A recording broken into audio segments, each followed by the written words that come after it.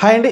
జగన్మోహన్ రెడ్డి అయితే కౌంటర్ ఇచ్చారండి మహానాడు పైన అయితే. ఏదైతే మహానాడు ఇప్పుడు జరుగుతూ ఉందో రీసెంట్గా కడపలో జరుగుతుంది కదా, ఇది మహానాడు చెప్పుకొని ఏంటి ఉపయోగం, ఏం సాధించారని అయితే ఆయన అయితే కౌంటర్ ఇచ్చారు. సూపర్ 6 ఒక్కటి కూడా అమలు చేయలేకపోయారు. నేను వచ్చిన సంవత్సరంలోనే నేను ప్రకటించిన నవరత్నాలు మొత్తం నేను కంప్లీట్ చేసేసాను.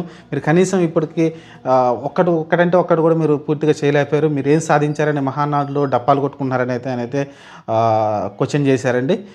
దానిలో వాస్తవం ఉంది, నాకైతే వాస్తవం ఉందనిపించింది. ఎందుకంటే నేను కూడా చెప్పాను ఎన్నోసార్లు, సూపర్ 6 కనీసం ఏదైనా 2-3 అన్నా అమలు చేస్తుంటే బాగుండనిపించింది. ఈలోపు రైతు భరోసా కావచ్చు, లేకుంటే తల్లికి వందనం కావచ్చు, ఏదో ఒకటి, లేకుంటే ఫ్రీ బస్సు కావచ్చు, లేకుంటే గ్యాస్ సిలిండర్స్కి సంబంధించి మనీ కావచ్చు, అవి ఏది కూడా చేయలేదు. సగం పనులు కూడా మీకు కనీసం చేయలేదు.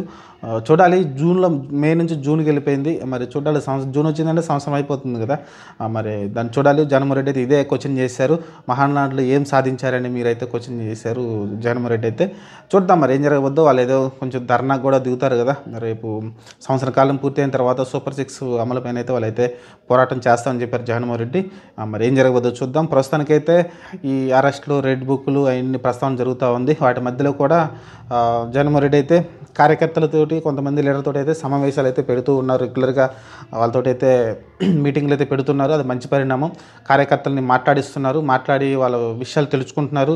అలానే మీకు నేను వెన్నుదండుగా ఉండని భరోసా ఇస్తున్నారు. ఫ్యూచర్లో లాస్ట్ టైం జరిగిన తప్పులు 2019, 2024 మధ్య జరిగిన తప్పులు మళ్ళీ జరగకుండా చూసుకుంటానని అయితే ఆయన అయితే హామీ ఇచ్చారు జగన్మోహన్ రెడ్డి. చూద్దాం మరి ఏం జరగవద్దో. ప్రస్తుతానికైతే మహానాడు పైన అయితే అన్ని సెటర్లు వేశారు.